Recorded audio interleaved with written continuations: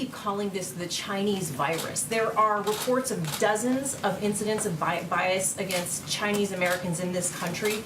Your own aide, Secretary Azar, says he does not use this term. He says ethnicity does not cause the virus. Why do you keep using this? A lot of people say it's racist. It's not racist at all. No, not at all.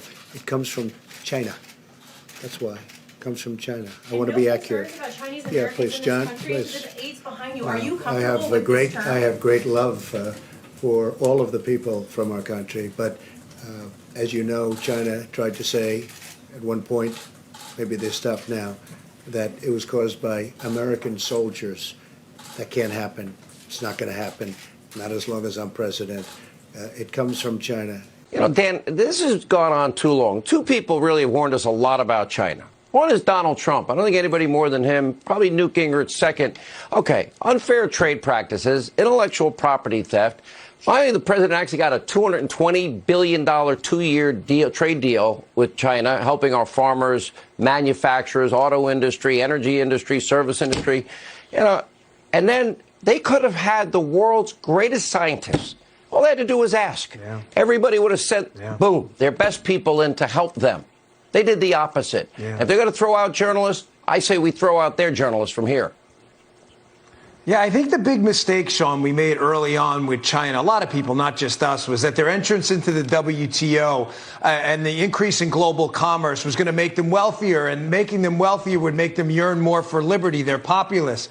We haven't seen that. What we've seen is the world's largest surveillance state and really a growing tyrannical state at this point. And let me say on this China's efforts to dictate the narrative and how we discuss the Chinese coronavirus, the Wuhan virus. You're not going to tell us how to talk about it. One, it's not racist. China is not a race. It's a country.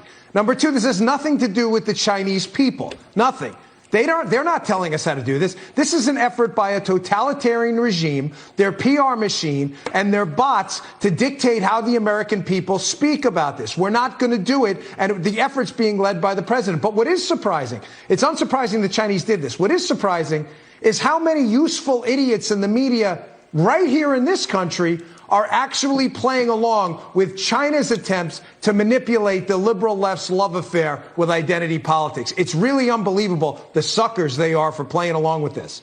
And take note, Governor Huckabee, it's Dan Bongino, conservative, Sean Hannity, conservative, Governor Huckabee, conservative, saying, yeah, as fake as the New York Times. Communities and churches will do to reach out. My message is to all Americans, but to those Americans who are going through a lot, we love them, we're with them, and we will not let them down. Thank you all very much.